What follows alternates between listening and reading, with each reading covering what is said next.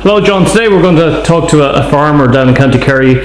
Her name is Mary Foley. Mary's a very good artist and she's very fond of spending a lot of time painting her gates. I think you have one there if you wanted to hold it up before we talk to Mary. That's fantastic. So maybe do you want to talk to Mary? I will. Good morning, Mary. Now, you speak up nice and loud there, Mary, so as I can hear you. Mary, I noticed these gates that you painted. How long ago did you paint these gates, Mary? Second week in May this year. Is that right? So, they were quite new gates, and the other ones only painted once before, about 2 years ago. now, Gates, they were like put up there now. well, I think they're lovely, Mary. I have to say they're unusual. I've seen many a gate. As a matter of fact, we have a gate going into our own abode as wide as one of these gates here, and it's painted black. But I see your gate certainly has a nice colour to it. Now, my favourite gate is this one here that I've shown to the camera, and it has We just want to turn it around there, John, so we can see it properly. Yeah. it has a lovely. I just want to zoom in there on that now. What colour? Is it the red, black and white gate, John? No, it's the original rainbow. It's the rainbow. The rainbow gate. The original one. Well, there's 5 colours in that. There are 5 colours. And did you do that yourself, Up to 4 or 5 hours a day. Mary? Did you do that yourself? Yes, I did, John. They have the second week in May. Well, you could say you're an artist as regards gates. Well, no, but it's good as a question, John. Yes, They're an artist and a melody, you know. they're lovely. Did you hear what you said there, John? Her grand-aunt was an artist. Oh, your grand-aunt was an artist, Mary, so, I never did anything in the London city, just. well, of course, you can go to sometimes an act of retirement. Sometimes they have art classes, and if you have a bit of talent at all, it often comes out.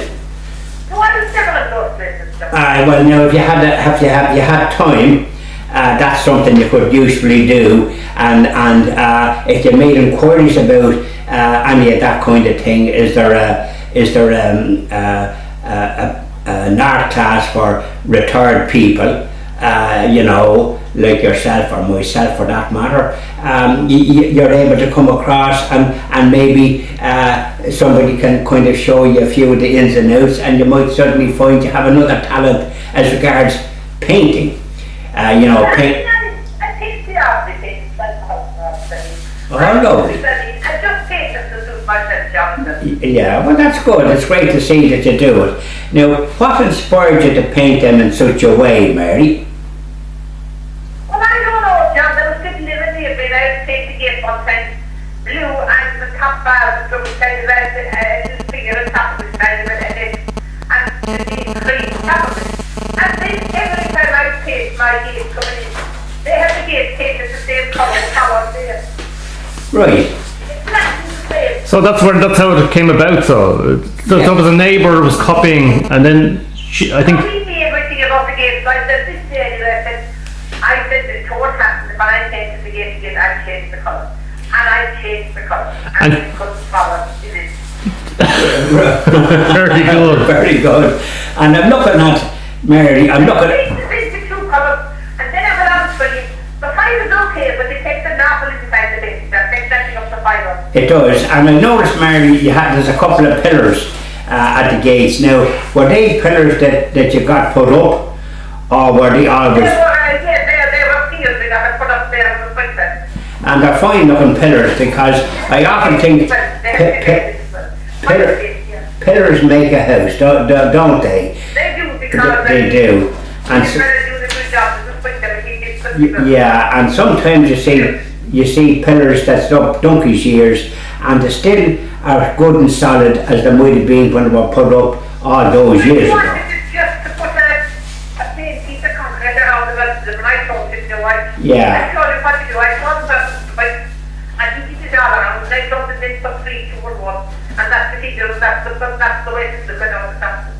And Mary, you have a little top on one of them, a little and one of the gates here I see a little red. All of them, but I mean, that's what he wanted to do. He wanted just to complain and I was getting. He wanted. I don't know what to do with it. He didn't sure what to do with it. Well, that's the way that you were given the instructions, and that's the you were paying the piper, so you called the tune.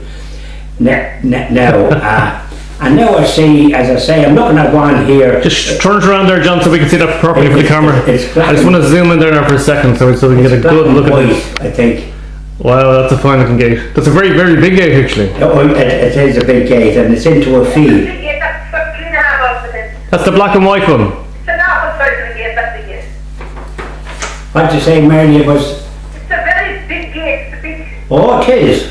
And how do you close it, Mary? Has it a bolt into the pillar? Yeah, it's the pillar, you know. Ah, yeah. My gate now is not as big as that, but have a bolt on it, and it goes into a hole in the pillar. Yeah. And we got new stones there lately in the drive. Our gate is fairly wide, which is great for being able to get in without having to sort of let yourself and try to get into another gate. So it's a wide gate, and when you're going in now, we have stones that a person laid there not so long ago, so you can hear a crunch of gravel as you're going in. It's something different that we didn't have. We had just the way it was, we'd say, years ago, and it's nice to have the stones now. It makes a nice kind of a noise as you're going in, so you can't creep in without somebody hearing. Very good, John. Yeah. We're going to move on to farming, John. Yeah, well, anyways, Mary, it's certainly much nicer than just if it's one colour. So you're adding a bit of colour to the. They're actually farming gates, but they're pink. Yeah, they're farming gates, but the thing is, they're adding a bit of colour to life in the country. And now I'm going to talk to you, Mary, about farming. You have been a farmer since childhood. Yeah. Can you explain what life was like for you? Well, I was always working, John. I was always happy with it. Well, that's the. You were happy with it. So, when you were farming, was there milking cows and pigs and chickens and all that? Well, I never really, we had pigs when I was going to school when I was in childhood. I never really had much of an interest in cows and pigs, but I loved cows and calves and all that. Yes. Oh, that's an important job, because my wife come from a farm, and they would have had milking cows years ago when they were milked by hand, and she, when she was a young one, milked cows, and which is a great memory to have. And also, I was 6 cows in an hour. And that was good going. Is that without the machine, or is that the hand? That's by hand, Mary, isn't it? That's by hand. Yeah. Yeah, well, How long did she say it took? An hour for 12 cows. An hour, Mary, for 12 cows, was it? Yeah. Wow. That was something good going, Mary. So you must have got that job, and the other ones. I was looking at these. I was thinking I was happy. Mary, did you have brothers and sisters? I have one brother, he's a sister, he was in Dublin, he's almost farm. So you were stuck there on the farm. Well, I won't say stuck, but you had a happy experience of being on the farm. I was stuck. I was living with him for mine, but I had complete control, because I was actually running it because I knew everything about animals. I knew from the vet. And the vet to tell me I could always keep it my brain and go back and do it again. I was just, I suppose, I don't know, I know all about animals enough. Well, of course, then you took to it like a duck to water, and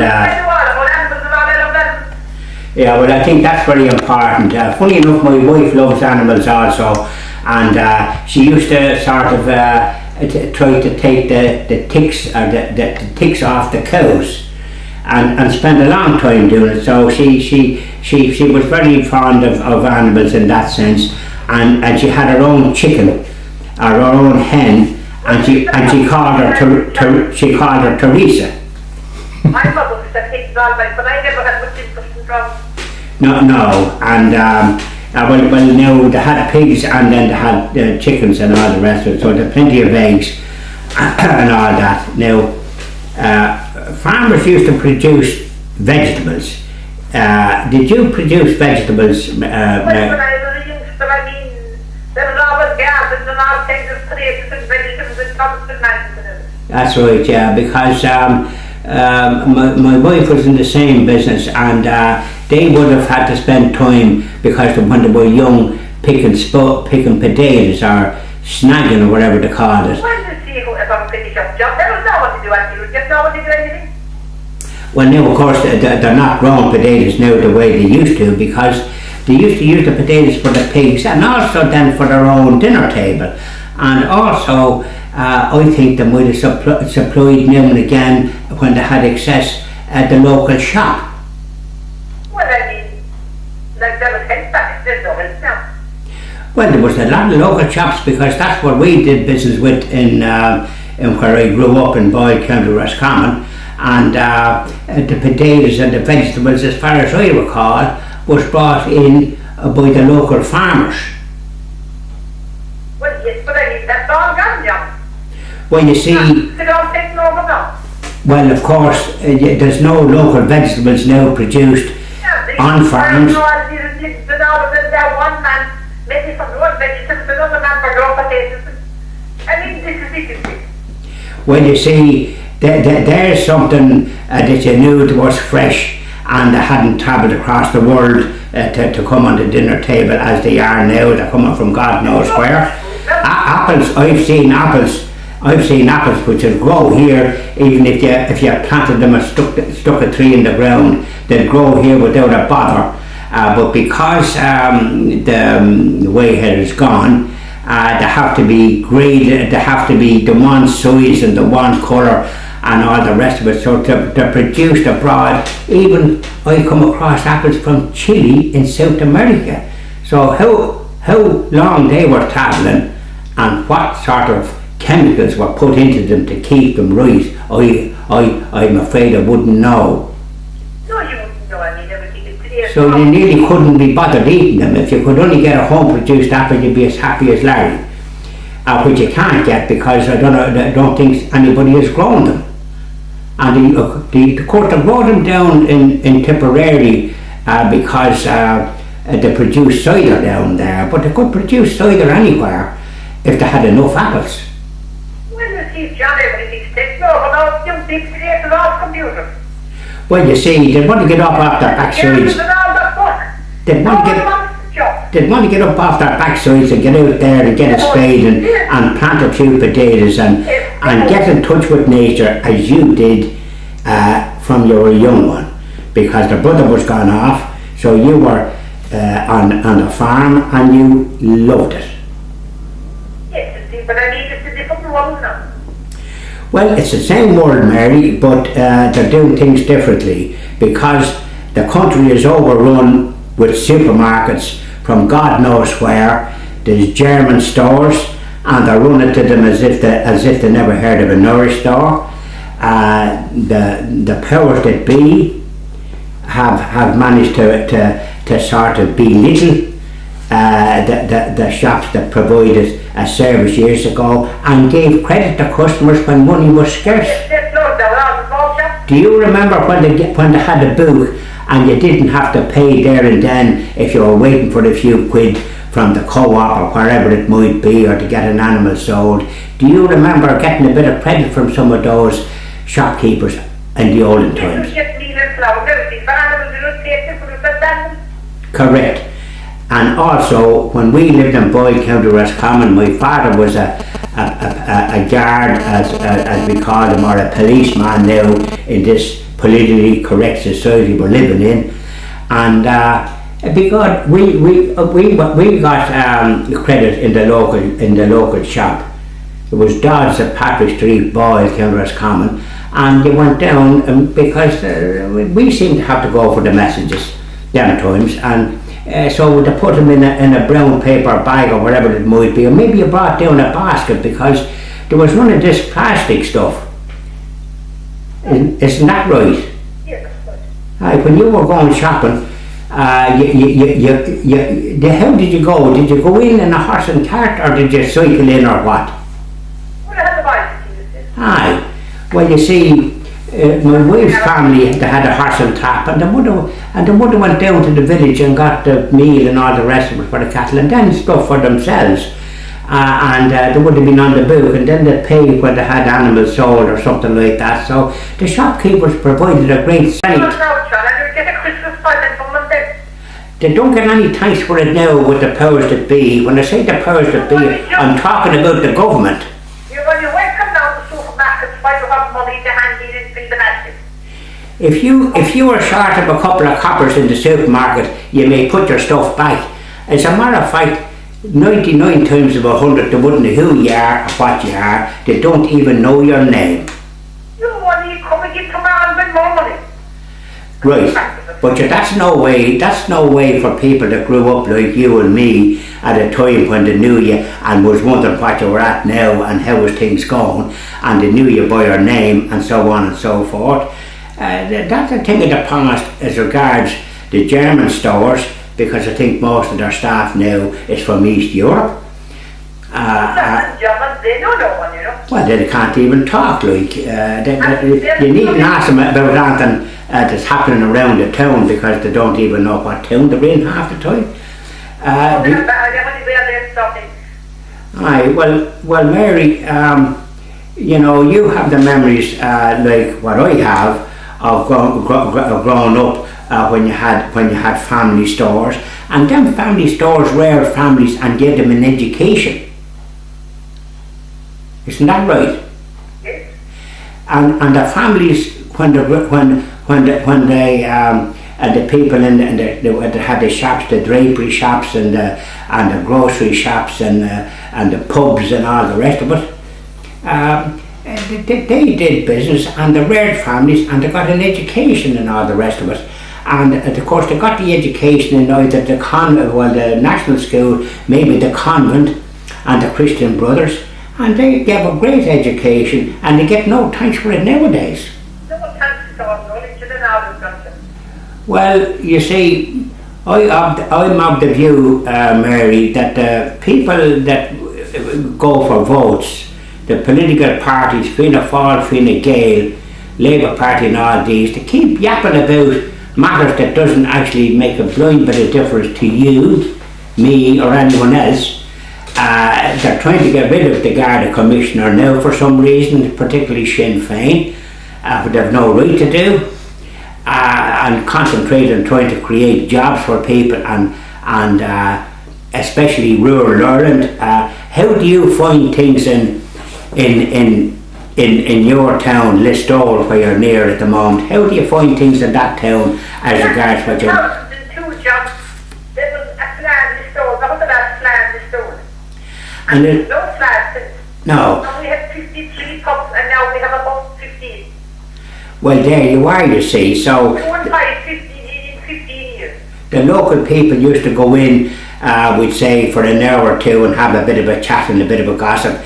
Now you go into a pub... Now you have 5, you have 15. Now, Mary, you go into a pub and the television is on, and 9 times out of 10 it's either a fella running after a ball and kicking it and them shouting at it, the customers, or else there's racing on and they're running in there with the bookies. There's no conversation what they used to be. Am I right there, Mary? Huh? There's no neighbours either. Well, now you're hurling. You had more neighbours. You had more neighbours when homes were very humble, and they'd come in and sit down without by your leave. They'd come in, especially on a Sunday and other days as well, and they'd come in and sat down, and could be there until 1 or 2 o'clock in the morning. As a matter of fact, some of my aunts and uncles and people like that used to go to bed, and some of the visitors were still there and then went off home, maybe walking a few miles to go home. Now they have cars and every facility, and they don't visit anybody. Very good. Well, you see, John, it's the case of today. I have a better house than you, and this is it.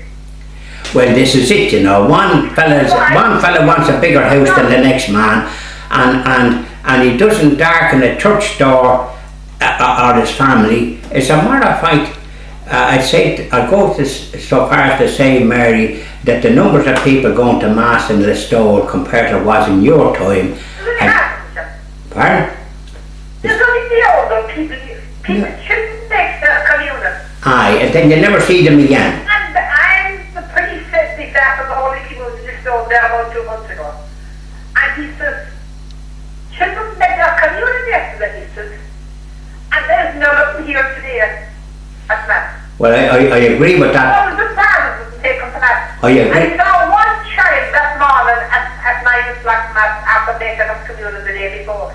And someone thought that there were two at the later Mass, there were two Masses in the stone.